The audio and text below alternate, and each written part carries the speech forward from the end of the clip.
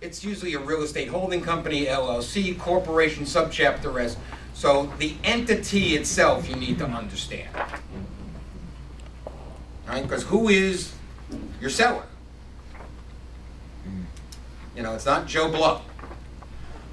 So understanding who it is, how it's made up, because, you know, somebody turns around and says, yeah, it's Latrenta LLC. Oh, good, that's Latrenta LLC. Now the next question is?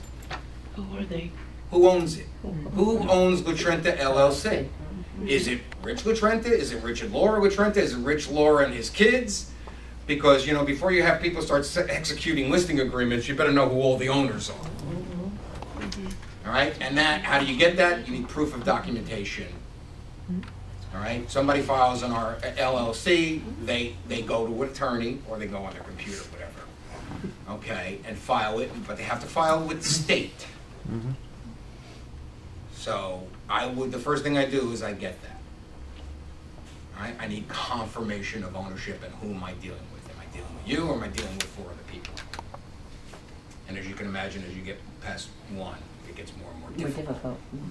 So talk to me about financing of a restaurant. Okay, restaurant are not easy. It was not easy in a good economy, and it's very difficult in a bad economy. And for some reason, that's my niche. I just like to ramp up. Again, when you're dealing with a restaurant, you're dealing with an owner-occupied. It's not an investment. Nobody invests, you know, in a restaurant. You own it.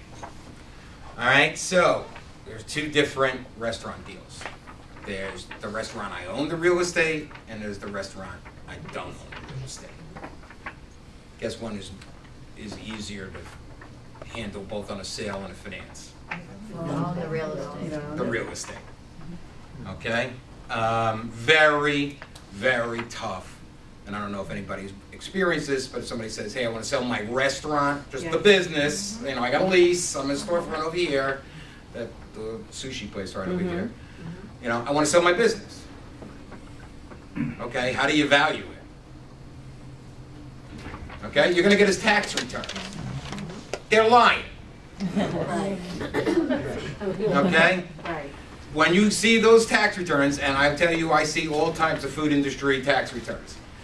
Sales are never reported correctly. Purchases are never reported correctly. They're always losing money. They're never paying salaries, but then again, they live in output. Okay? That's what you're going to see.